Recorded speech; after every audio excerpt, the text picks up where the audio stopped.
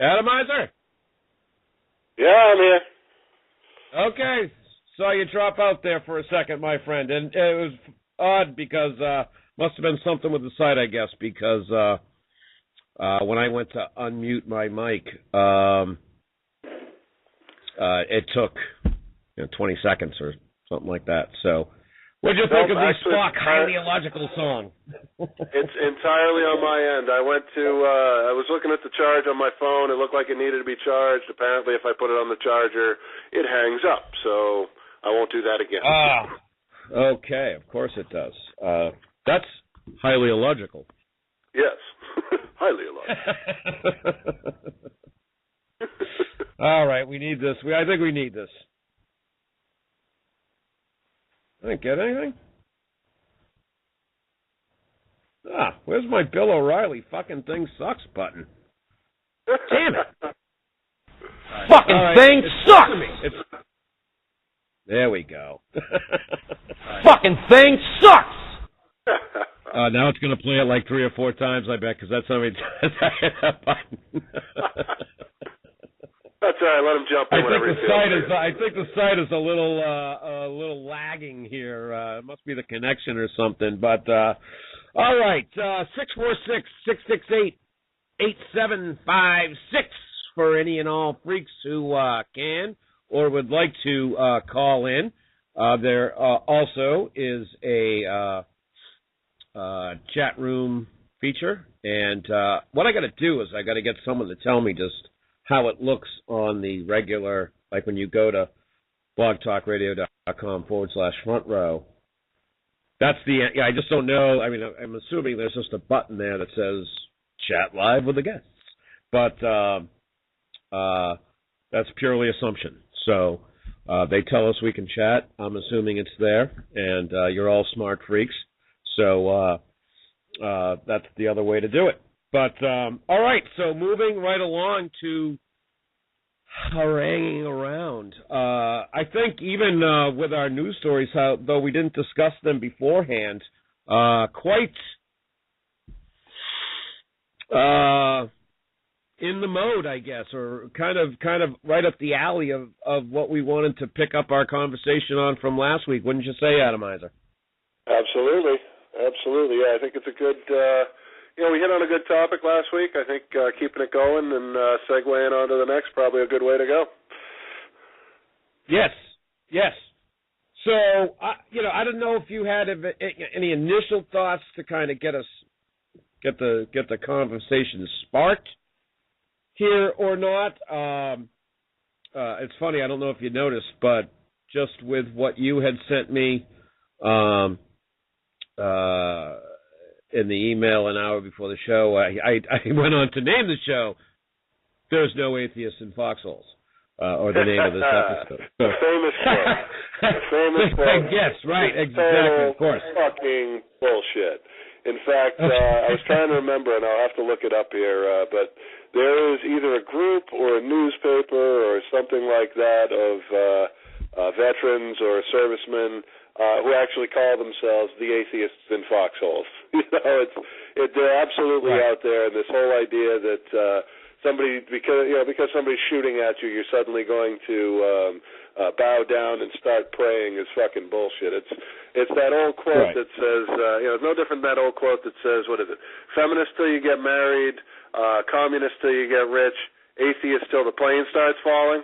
Well, if anybody believes anybody believes that, here's what I got to say. Go look up the story of Rowan Atkinson, Mr. Bean, and what happened to him when his plane started falling out of the air. He's a very well-known atheist with some great quotes. And why don't you see what happened when his plane started falling out of the air? The man saved his family and a whole plane load of people when the pilot passed out or had a heart attack, whatever the hell it was. And he got, instead of sitting there praying like a dumbass, he got behind the controls and took over the plane and landed the damn thing. So, yeah, I think this myth that when times get tough, people are suddenly going to turn to God, that's bullshit. It's self-serving bullshit from the religious indoctrination crap that they want to throw at you. It's meaningless, totally meaningless. Absolutely. Oh, absolutely. And, it's kind of it's not ironic, I guess coincidental, or but anyway, my battery's running low on that, huh? That kind of sucks. But anyway, between the last show and tonight, of course, the last show was just Wednesday, but between then on Friday, I went out with an old buddy, good friend of mine, lives nearby. Well, we went out for a few drinks, and while we were at the bar, this old guy sitting by himself, he had one of those those baseball caps with the gold lettering, kind of tells you what branch and division you were in. Total veteran hat. They're all the same, but all a little different because it might say Navy Division 3, right? You know, whatever branch you might happen to be in. It was one of those caps. So anyway, my buddy decides to buy him a drink just based on the fact that he's a veteran. And fine, whatever. But he went on to tell me that, say he's out at Dunkin' Donuts, he's standing in line, and a military person comes in, dressed in the camo or what have you, that he'll buy that guy's coffee or that girl's coffee, right? And what I didn't say to my buddy at the time, at least in the bar, which I hope he's listening now, is that how the hell do you know that you didn't just buy a drink for a level 3 sex offender, right? That guy could have just gotten out of the joint for molesting little boys, and you just filled his cup. Obviously, point being that camouflage does not necessarily a hero make. But what happened was the conversation then ensued. Of course, it's kind of what I was getting to, and much along the lines of all that we're discussing last week and tonight. And all right, so my buddy, he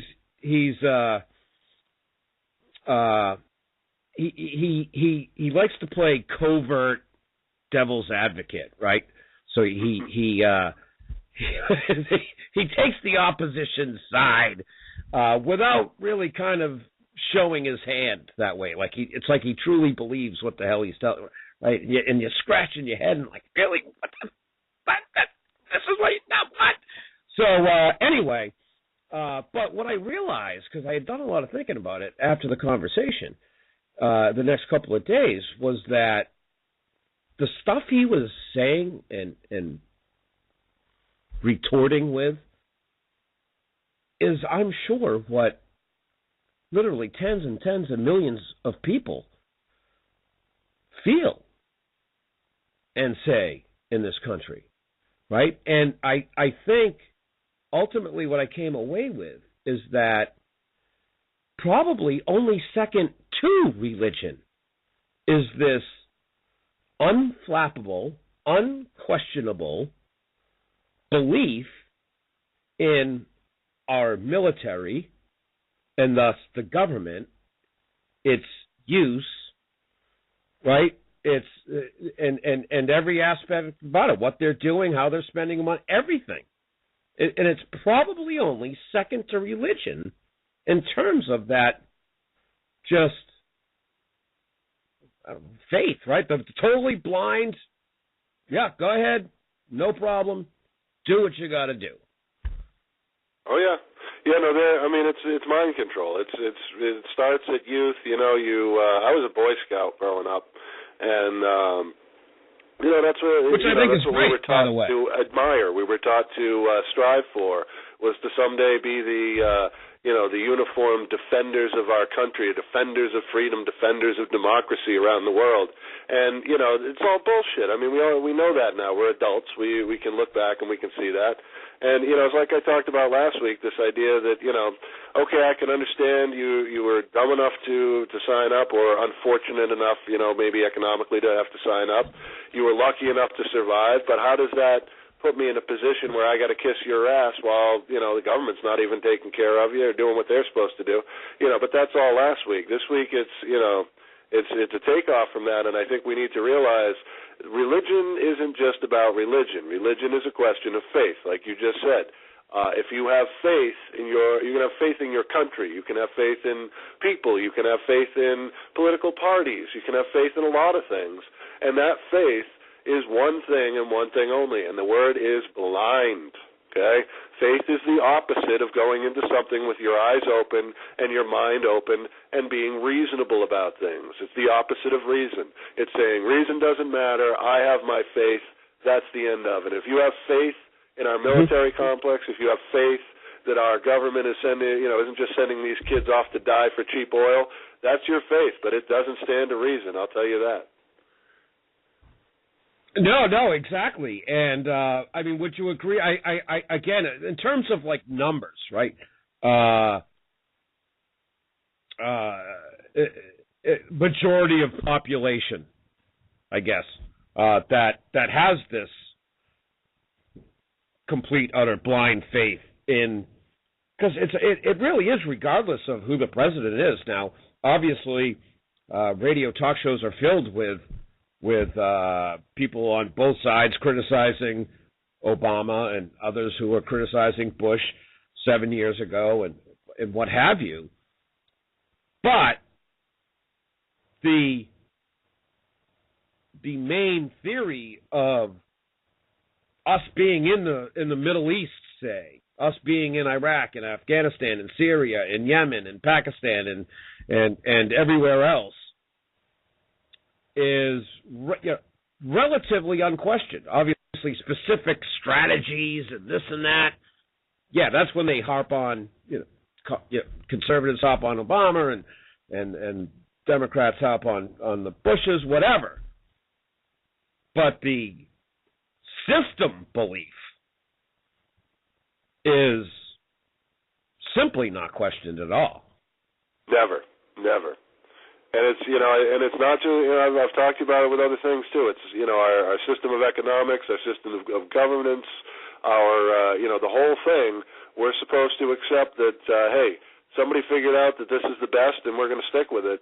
And nobody ever questions the shit anymore. I mean, it's supposed to be taken as a given. And if you dare question it, that's when the jackboots show up, like they did down at that Texas meeting, and they're going to haul you off to those places outside Chicago or wherever else, and it's going to be a shit fest.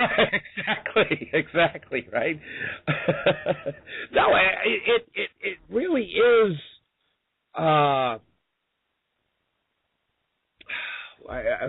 word is maddening. I don't even know what the word is, but I will give away my age. I'm 45, going on 46. And so I've been around the block a few times, okay? And if there is one thing I know, or one thing that I can count on, one thing I know, I guess, as sure as the sun is going to shine, and as sure as, I don't know, a big pile of Coke and a bottle of Jack are going to leave you flat broke in Vegas, is that people, high majority, talking mid to high 90% of people, give a shit about where their money goes, right?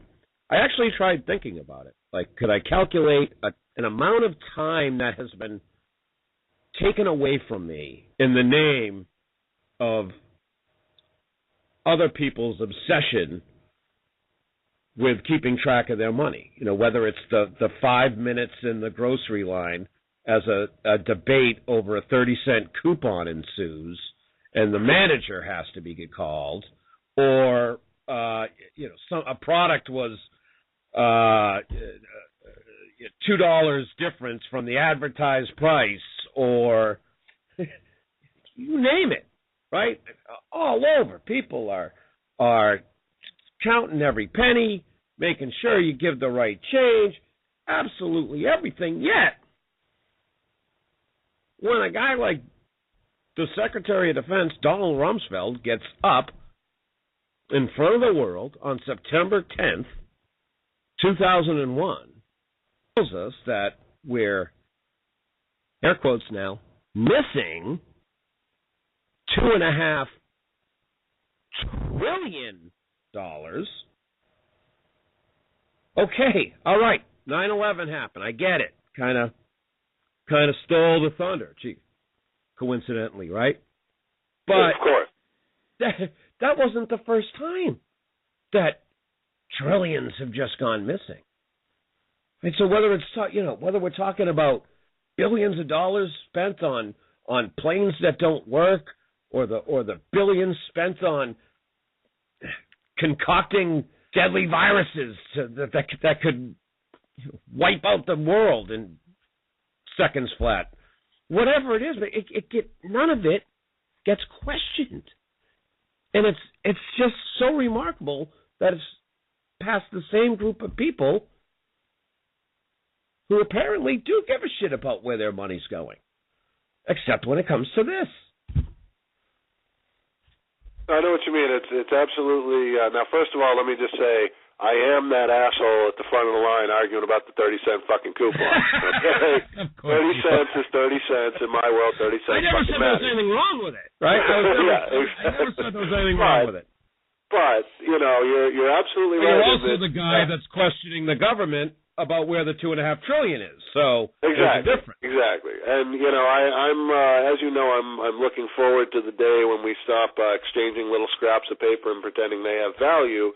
But in the meantime, I live in the real world, and I'm a little bit more pissed off sometimes about trillions going missing than I am about the 30-cent coupon. And even if my portion of that trillions is only 30 cents, that's my fucking 30 cents, man. And we're giving these folks money where they're taking the money through the tax system, and especially from working people, which is really bullshit when you get all these corporations not paying fucking taxes, using the offshore havens, going through Ireland to Costa Rica and Cayman Islands and wherever else, so they don't have to pay a fucking dime, while working people like you and me end up paying their share instead of it, and then trillions fucking go missing. And nobody wants to talk about it. Nobody fucking cares. Other things are too distracting. Yeah, okay. As you say, 9/11 happened, lives lost, and we can pretend that was a coincidence, whatever else. But at the end of the day, it's fucking ridiculous that nobody ever comes back to it. Nobody ever gets back on this and figures out what the hell happened, who took it, and what are we going to do about it, Right. And it's probably happened 4 times since. So, while we're right there, Adamizer, I think because the timing is good. First of all, 646-668-8756. I really want to see this dashboard light up. Okay, I want to see someone call in the next 20 minutes or so while we're still kicking. But let's take another quick break here because, like I said, I flip-flopped. I went music first and a little comedy bit second. But are you familiar with Lee Camp? Yes, very much so. I very much enjoy his stuff. He's on RT, Russia Times, and he's got some great stuff. Yes. Well, here's a little Lee Camp for you. I think it's pretty fresh. I think it was a week or two old, but here's a little Lee Camp for you. So as we take a break here.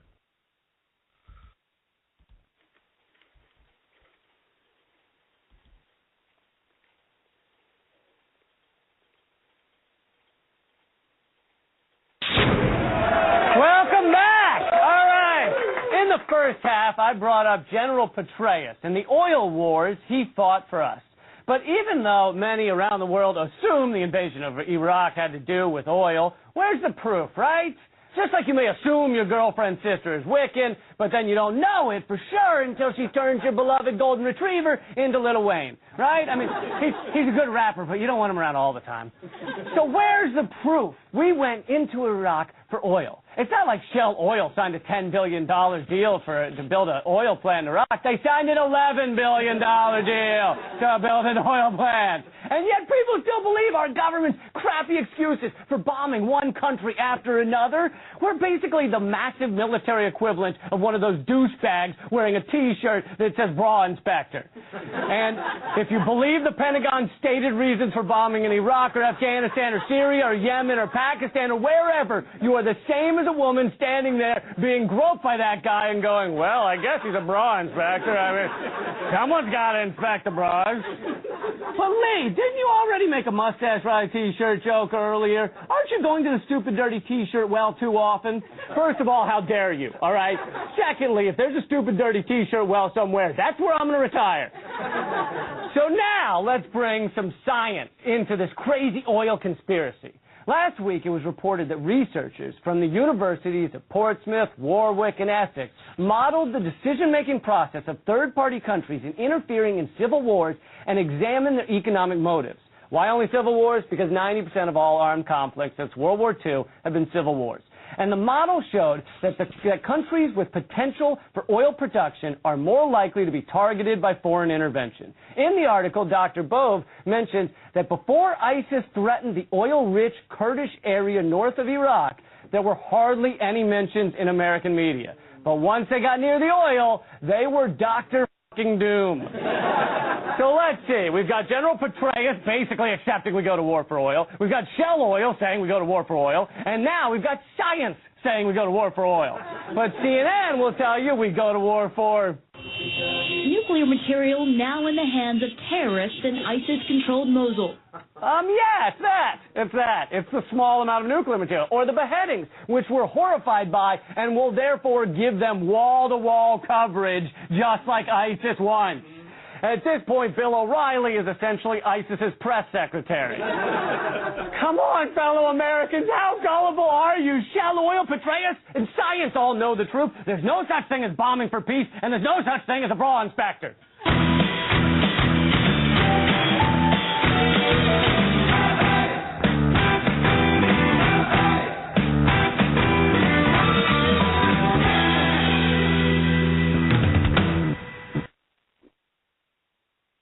Yeah, there you go. Lee Camp from his RT show, Redacted Tonight. Usually a pretty good time. I like Lee. And Adamizer, you were saying that you're familiar with him too, huh? Oh, yeah, I follow him on Twitter. He's, if you follow his tweets, he's got some really funny shit out there. And, of course, his work on RT is, really good, really good. You can't say too many bad things about the guy. He's got an open mind and an open mouth. And that's what we all need. Absolutely, absolutely. And I guess to kind of bring it back to the discussion I had with my buddy the other night, and it lasted several hours and over several drinks. And, of course, we weren't spending the entire time discussing it. There were the occasional interruptions of how great Merle Haggard is. But one thing I've kind of since realized or thought differently about was I kind of caught myself a few times debating him. And again, him playing devil's advocate more than anything he actually believed, but trying to change his mind, right? And getting frustrated and worked up, trying to change his mind. I don't think that's the approach here, right? Because there's only one person that can change your mind, and that's yourself. So going forward, it's kind of a new approach that I'm taking. I'm not trying to change anyone's mind. What I want to do is provide or help provide some information, some knowledge, what have you, so that you can make up your own mind. And my opinion is that at least now, okay, and we can get into a whole other debate, Adamizer, about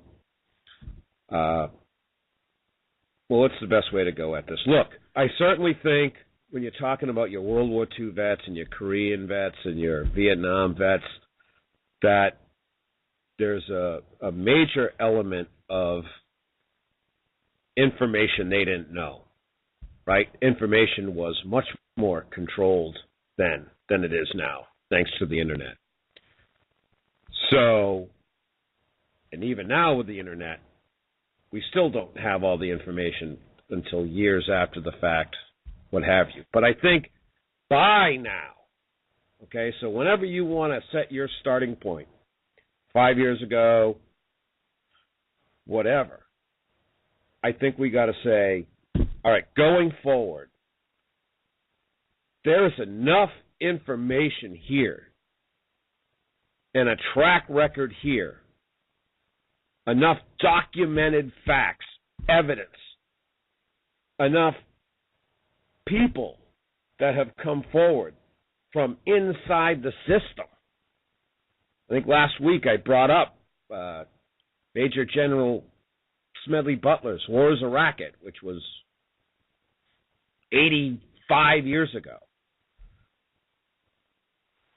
And only been added to since. So we have to draw a line at some point and say, okay, there's enough information out there now. We really need all the freaks out there, whether signing up for the military, have kids thinking of signing up for the military, to ask simply, who and what am I fighting for? Absolutely. Is that too much to ask? I mean, this is, that's a question that, for the longest time, and even now, it's a taboo to ever ask that question. I mean, how dare you question that, you're going to fight for anything but freedom, democracy, and your countrymen. But, that trick, as I say, that works on kids. We're adults now, and it's our responsibility to teach our kids to question everything. I don't care if it's the government, the military, religion, question fucking everything. It doesn't, anything that somebody tells you is going to be hurt by being questioned. Anything that somebody tells you should never be questioned. That's the first and most important thing to question. And I think, you said the question right there. What are we fighting for? What is the benefit here? Who is getting the benefit? Is it the working people of this country? Is it the men and women out there in the trenches, so to speak? No pun intended. Or are we fighting for the oil conglomerates? Are we fighting for big money? And to me, it seems like lately it's been nothing but the latter. Yeah, again, and I could only, I guess, reiterate what I've been saying and whatnot, but all the evidence is out there, right? I mean, even a tertiary glance at what's out there, and you can get a sense that you might not know everything or understand everything, certainly, and after years and years of reading this stuff, I am probably only scratched the surface myself. But I think it's pretty cut and dry and clear that that the whole spreading democracy thing is essentially spreading the bullshit, right? Yeah. Yep. Like fertilizer. I mean, let's dial back to 9/11 and let's dial back to pre-9/11. I mean, when you talk about exactly 1 year before, almost to the day, the group that I'm sure you're familiar with, the Project for the New American Century, and all the neocons drafted a document, a lengthy document. There's 20 of your most hardcore neocons, Wolfowitz and Rumsfeld and Cheney, all a part of it, talking about their strategies in the Middle East, for the next umpteen years. Yep. And it's all about destabilization, and it's all about exactly the things we're seeing play out right now. And of course, a lot of people in the 9/11 truth movement point to it as, and as well they should, because it's to me it's very damning evidence when exactly 1 year before that 9/11 happens, you have this group saying, well, this is everything we want to do, and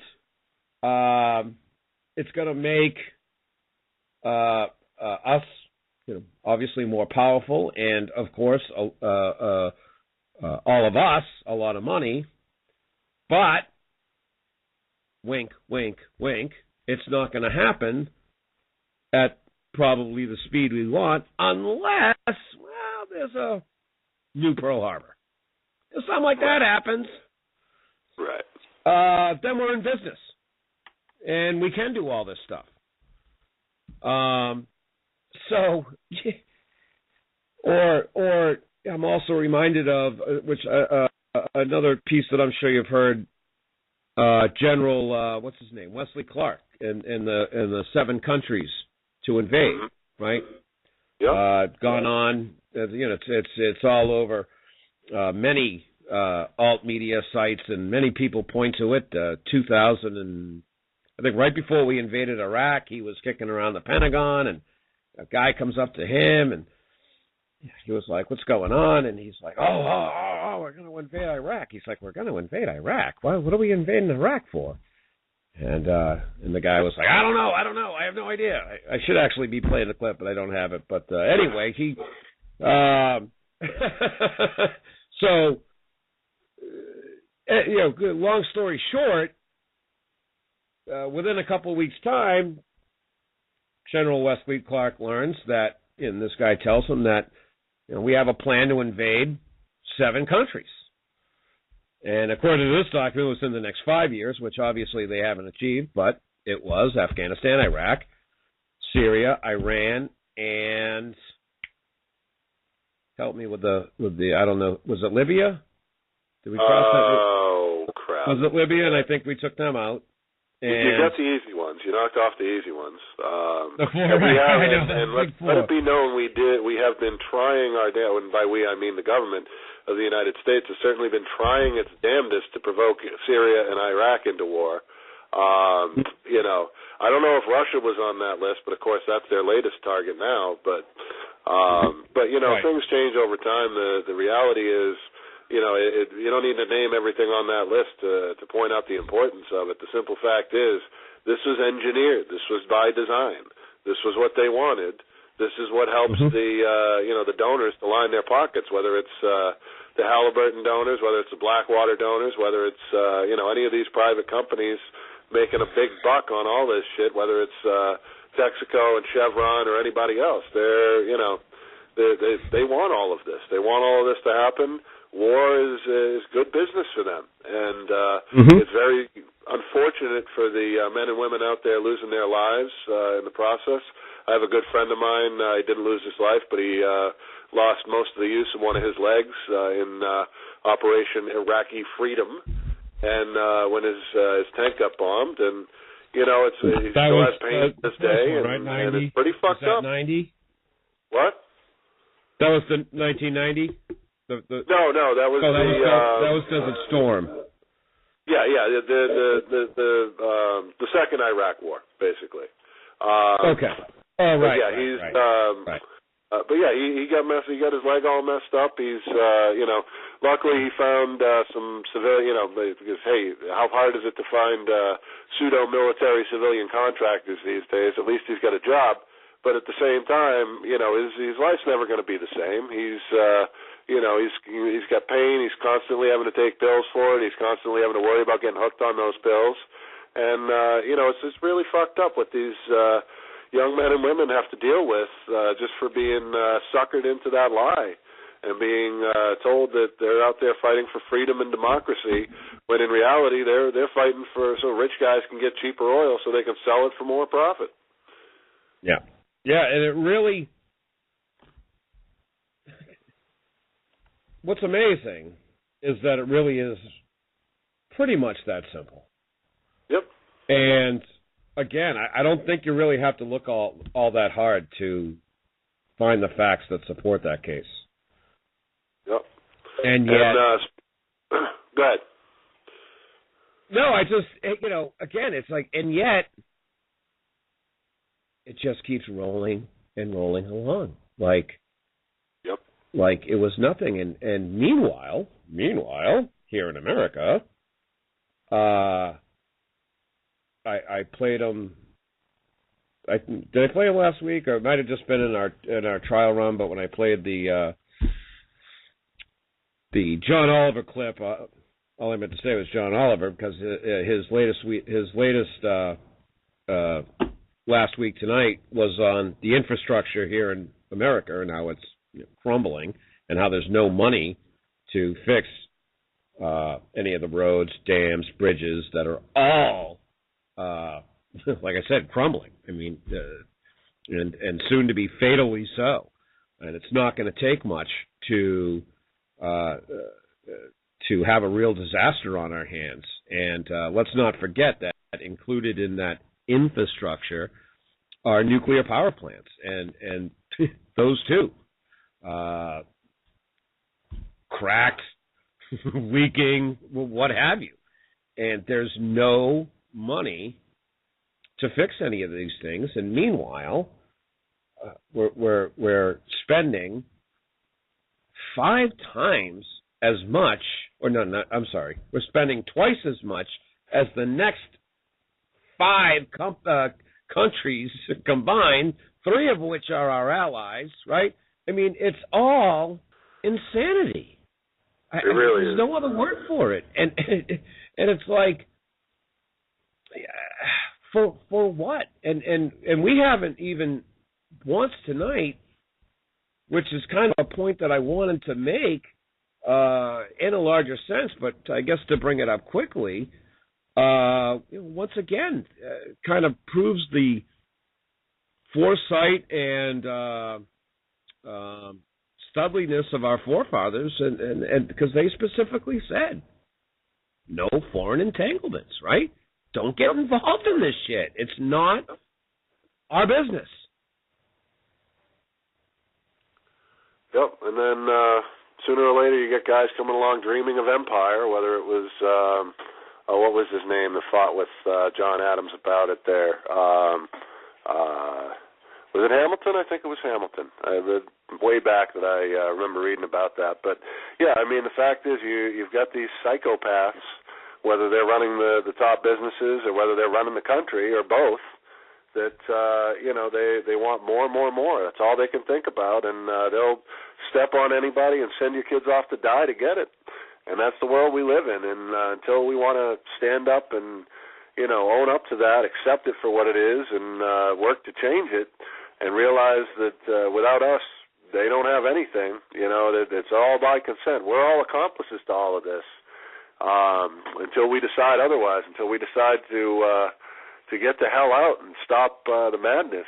We're as much at fault that they are, and we need to start taking responsibility for our own actions or inactions.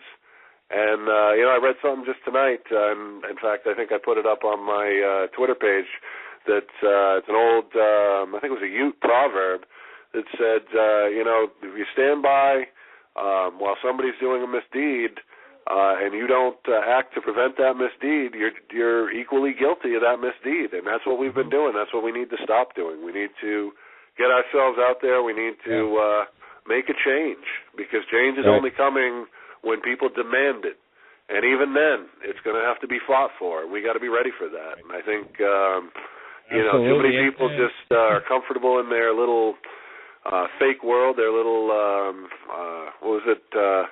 little houses on the hilltop made out of ticky-tacky, and that's where they want to live. And, sooner or later you got to come down and you got to look at what's going on down in the valley and accept it for what it is and make it better.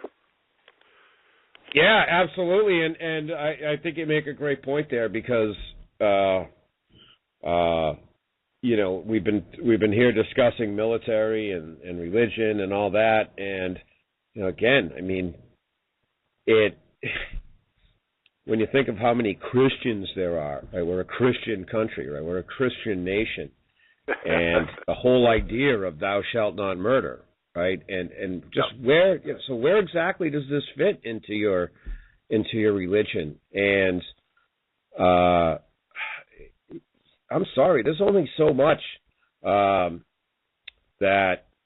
I don't know. I'm just sitting here looking at the way most of these people have it framed in their mind as what's going to happen when they die, right? And they sit there and, well, I've been good and I didn't lie or cheat and all that, but you've allowed a system to, and you start tallying up the bodies of our fellow humans that we share this planet with in the name of America or our gods or your God, certainly, or whatever, then geez, are you going to be is St. Pete opening those gates for you? I think that's obviously a whole nother show right there. But it's an interesting question to raise because they are some of the most diligent supporters of the military, right? The religious and the Christian right. So it's Christian wrong. Right. It's just a fascinating paradox, I guess, is the only way to say it. But Adamizer, I see we've been kicking it for about a good 90 minutes here. So usually right around this time, I start to lose my legs a little bit. But I think we had some good banter here about some of this, and hopefully we gave the good freaks out there enough to think about and chew on. I am a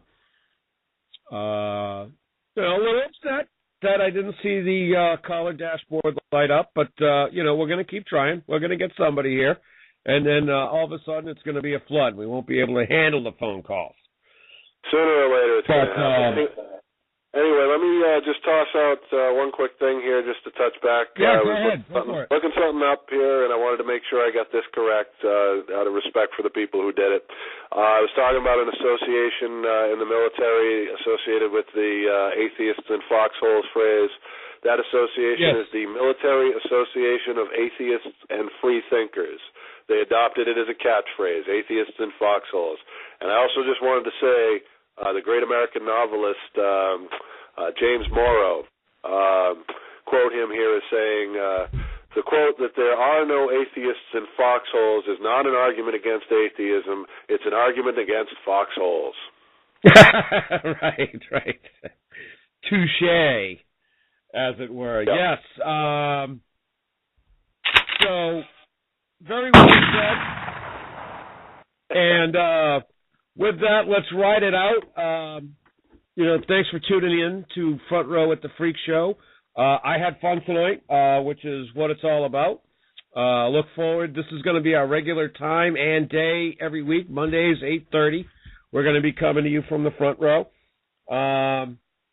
One final time, I'll spare you the number, but if you want to email any questions, thoughts, want to tell us that we're doing great or to go fuck ourselves, it's Crafty at frontrow@thefreakshow.com and at the Freak Show for tweets and at Adamizer1 and then Front Row at the Freak Show, Facebook, YouTube, all those things. I am going to be diligently doing my best right now. blogtalkradio.com is the only place to find Front Row at the Freak Show in podcast form. So we'll get that. I am going to do my best to change that and make sure we get it into some different formats as we go forward here. Try to work around those soulless whores over at YouTube, and that is about all I got. Adamizer, anything from you before I play those who are near me, stay the fuck warm out there tonight.